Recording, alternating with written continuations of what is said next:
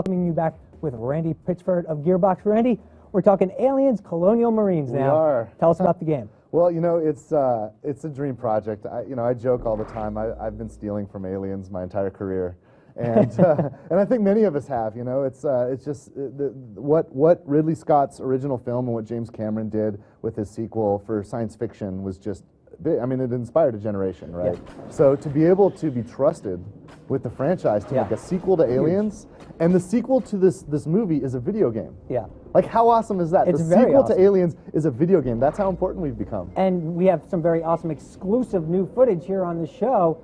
Tell us what we're looking at. Yes. Well, okay, there's a couple. Let's see. Right here, we're looking at, I think this is from the multiplayer game, actually.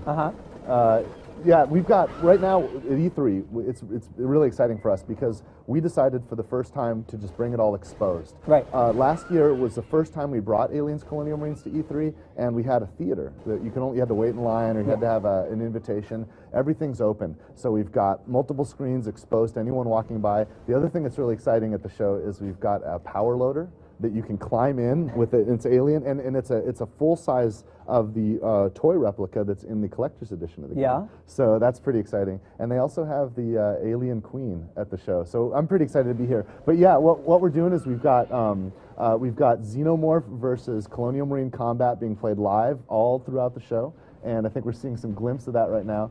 This is the multiplayer game. When you play as a Xenomorph, you're actually seeing the game from the third-person point of view. Right now, what we're seeing is the game being played from the Colonial Marine point of view. Right. And this video is with the HUD's been removed, but there's a lot of feedback too about what you're doing, what your allies are doing, and it's really a game of survival. You have to work together to survive. The Colonial Marines, when they get spread apart, they get taken down, just like we've just seen here. Suspense is a big word in the single-player campaign specifically. Yeah. Talk a little bit about what you're trying to create within the single-player campaign. Well, you say single-player campaign, and I'll tell you, the game is great if you play it alone. You turn the lights off, you turn the volume up, and you immerse yourself in it, and it feels like you are back in the sequel to the Aliens franchise. But, one of the neat things about this game is you don't have to play the co-op game or the campaign game alone. You can play it cooperatively, and at any time you can have a friend drop in dynamically and join your game. So you can have that solo immersive narrative experience, or you can play the actual campaign cooperatively. The full campaign, you can play it with a friend,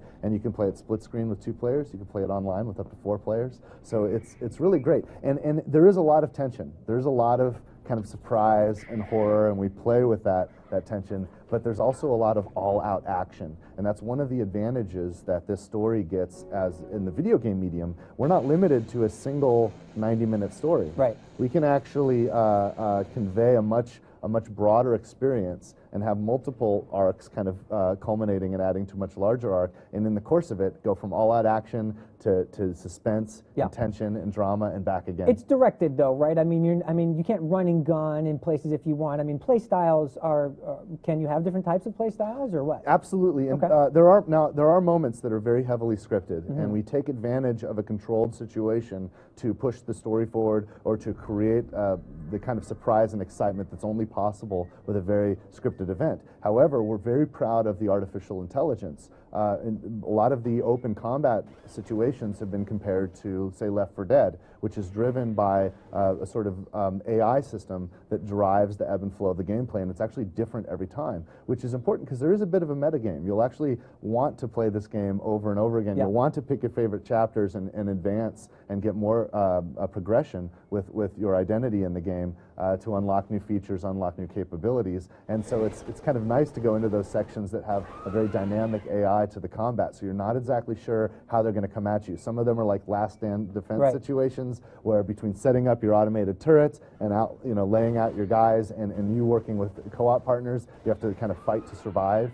and adapt to the situation, weld off certain doors, cut open others to control the paths that the aliens might come through. Of course, Xenos are a lot more clever than we give them credit. They always find a way to surprise the Marines and to do things that we don't expect. Let's go to Justine, who has some questions from our users for you, Rándy, about Aliens Colonial Marines. Justine? That we do. Obviously, everyone's talking about the game, and they're super excited. But more specifically, they really want to know about the story. We have one here that says, will Ellen Ripley make a cameo in Aliens Colonial Marines? You know, we just recently announced a number of cameos. Now, I will say, in this game, the story takes place after the events that we saw in that trilogy. Ellen Ripley martyred herself. She's gone. But some of the other characters, you know, there's some ways for them to come back. And in fact, in multiplayer, all bets are off in terms of narrative, so we can have a lot of fun. In fact, we announced recently that you can become Drake, you can become Sergeant Apone, and even play as Hicks or Hudson. And everyone who pre-orders the game will have an opportunity to get those characters unlocked from day zero. Awesome. All right. Well, guys, keep tweeting us. Be sure to use the hashtag GTE3, and we'll be taking more of those questions. Thank you. Thank you so much for stopping by. Of course, we'll be checking frequently over the next couple of days, so please keep those questions and comments coming. Justine and I can improv for a few minutes, but trust me, you'd rather that we didn't. So